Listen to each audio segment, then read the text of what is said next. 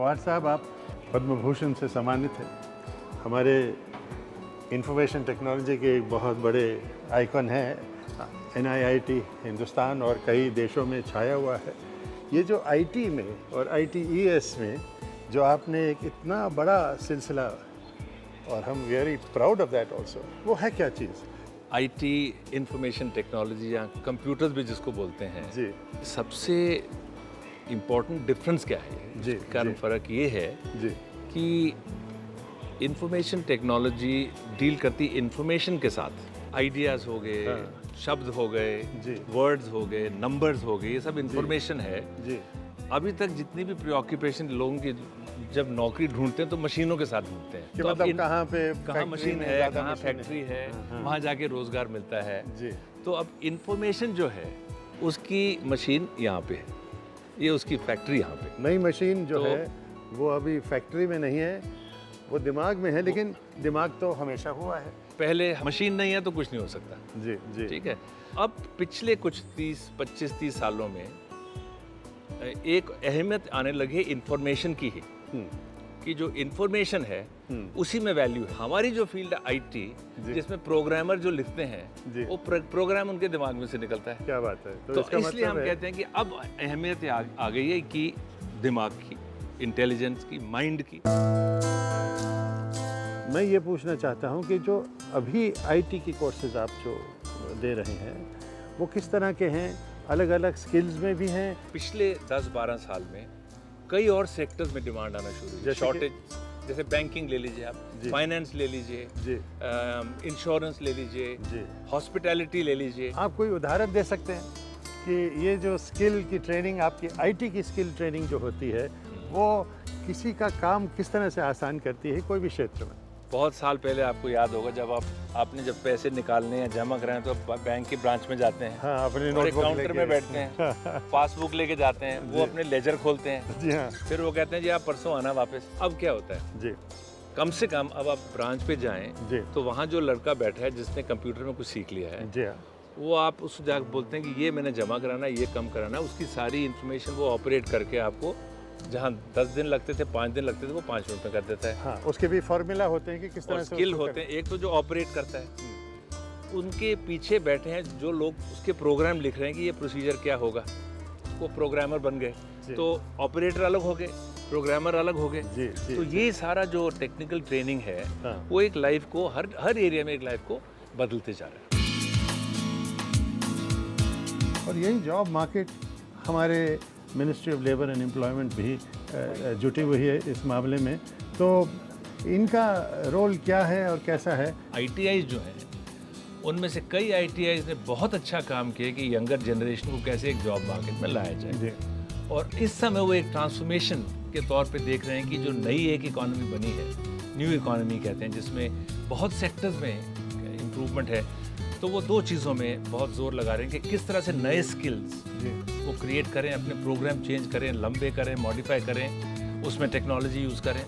और दूसरा वो ये भी एक काम में जुड़े हैं कि जिसने किसी ITI या ऐसी कोई इंस्टीट्यूशन से डिप्लोमा लिया हो जी और कॉलेज में ना गए हों, तो उनको इसकी इक्विवेलेंस, उसके एक सर्टिफिकेशन प्रोग्राम ऐसा बने कि एक स्टूडेंट जो है वो कुछ यहाँ पढ़ा, कुछ वहाँ पढ़ा, ये अलग अलग नहीं होना चाहिए, उसको पूरा जोड़ के उस स्टूडेंट के बेनिफिट के लिए एक क्वालिफिकेशन की सर्टिफिकेशन।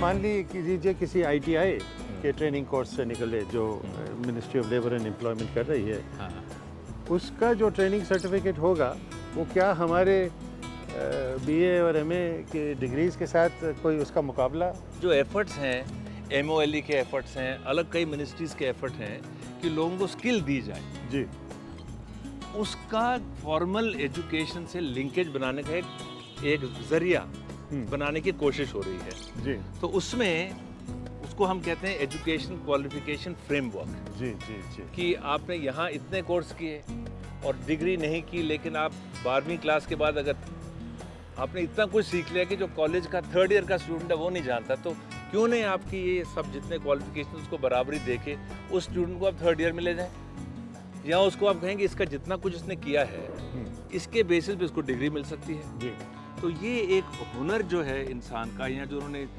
ऐसे कोर्सेज किए हैं, NIT का कोर्स हो गया जैसे, जी तो उसमें उनकी काबिलियत नज़र आ गई है। जी एक सर्टिफिकेट है जो कहता है कि इसकी क्या हुनर है, जी उसको हम कैसे एक फॉर्मल तरीके से उसकी एक वैल्यू बढ़ा के उस इंडिविजुअल के लिए, उस शख्स के लिए एक इक्विवेलेंस दे दें, जिससे कि उनको ये ना लगे कि मैंने डिग्री नहीं ली तो मेरे को कुछ नहीं मिला। ये हमारा एक काम है कि जितने भी अलग अलग फील्ड में अलग अलग तरह के स्किल हैं, उस स्किल को कैसे अहमियत दी जाए। आपने खुद कहा है कि अगर हाथ में हुनर है तो डिग्री की क्या जरूरत, वाह वाह वाह, हाथ या में सोच हुनर लीजिए अगर हाथ में हुनर है तो वही डिग्री है।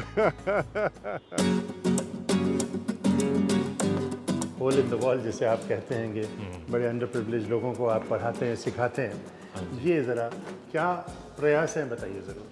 होल इन द वॉल जो एक बड़ा अवार्ड विनिंग वो इसलिए था कि हम ये कहें यानी कि जो एक- बच्चे, होल इन द वॉल का मतलब हुआ कि एक दीवार में एक छोटी सी सुराख। बस ये समझ लेते कि तो वो बना भी इसलिए क्योंकि हमारी एक जो सॉफ्टवेयर फैसिलिटी है जी उसके कंपाउंड वॉल के पीछे के साइड में एक स्लम है, तो हमारे साइंटिस्ट ने वहाँ एक होल बनाया और कंप्यूटर लगा दिया, हाँ और वहाँ के बच्चे जो हैं वो उसमें अपने आप खेलने लगे। जी तो होल इन द वॉल जो बहुत इस समय मशहूर हो गया, वो उसका ये मकसद यही कि है कि अगर आप कंप्यूटर को किस तरह से बच्चों के सामने रखें जिससे वो खुद उसमें से अपनी लर्निंग निकालें, टीचर हो या ना हो।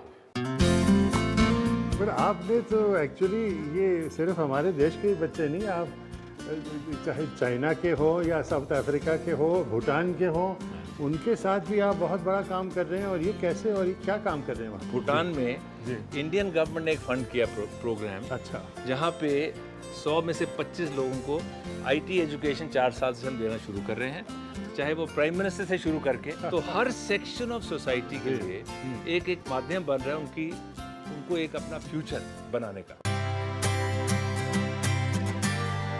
हमारे यंग लोगों को आप क्या बताएंगे कि IT के ज़रिए वो उनका कैसे फ्यूचर बनाए? इस समय की हमारी यूथ है, उनके लिए उनके सामने बहुत अपॉर्चुनिटीज़ हैं, और हम अपनी तरफ से कोशिश कर रहे हैं कि हम और ये तरीके बनाएं जिससे कि आप तक यंगर जनरेशन तक पहुंच के उनके सामने अपॉर्चुनिटीज़ खड़ी करें। लेकिन काम करना है तो वो आपने करना है, आपने सीखना है, आपने एक नया इंटरेस्ट दिखाना है इन सब्जेक्ट्स में, और अपने माइंड को और डेवलप करना है और शार्पन करना है, क्योंकि ये शताब्दी जो है ये माइंड की शताब्दी है, ये आपकी शताब्दी है। बहुत बहुत शुक्रिया। Thank you Rajendra ji, thank you very much. Goodbye.